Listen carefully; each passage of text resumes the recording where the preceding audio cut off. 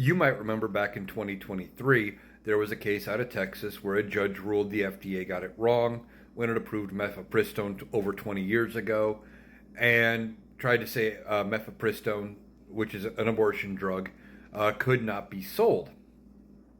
Well, it made it all the way to the Supreme Court. Supreme Court said that this case should have been brought because the doctors that were suing didn't have the standing, which is the legal term for being able to sue, because they weren't harmed by mifepristone being on the market.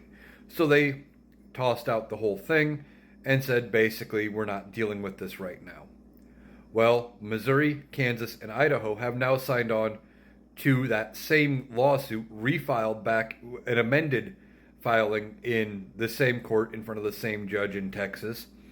And now they're trying to claim that because of telehealth, that this has created an abortion pill economy, and they're making up a bunch of claims, which they're saying that there's no doctor care, no exam, none of that, and they even tried to claim that there are pill packing parties where people just show up, pack abortion pills into boxes, label them, and ship them off. None of that is true. It's all made up. I'm guessing when this comes out for discovery, there's going to be no proof given of any of this other than, well, I think it's happening.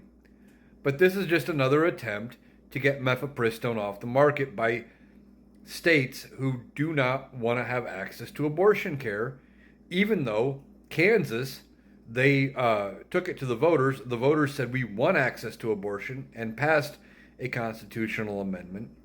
And Missouri has a ballot initiative on the ballot in November, but they want to deal with this anyway. And as far as the whole thing with no doctor care, they use telehealth, which these lawmakers or whoever signed on this, I guarantee they know what it is.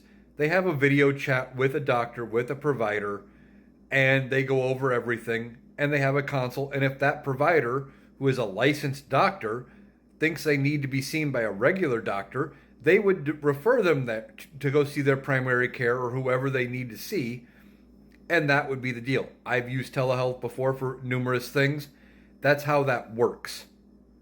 It's just using technology now in ways that we hadn't before, and I don't know if they think it's scary, if they're trying to use some kind of a loophole or whatever, but they're making up things about this abortion access, about the access to this pill, because they're trying to get it banned. They're trying to go around, the voters in their states. They're trying to go around the FDA and get their will pushed, which is in the minority of people. Overwhelmingly, 70% of Americans are in favor of the protections of Roe v. Wade in some form or another. And yet they keep trying to do these end runs around to get their way. It should not be minority rule in this country, but they think as long as they get their way, that's all that matters. Hopefully, when this gets appealed, because whatever this judge rules is probably not going to be good for people, but he'll get appealed, and then ultimately I'm hoping the Supreme Court will take this and actually side with the American people on this, because this is just ridiculous.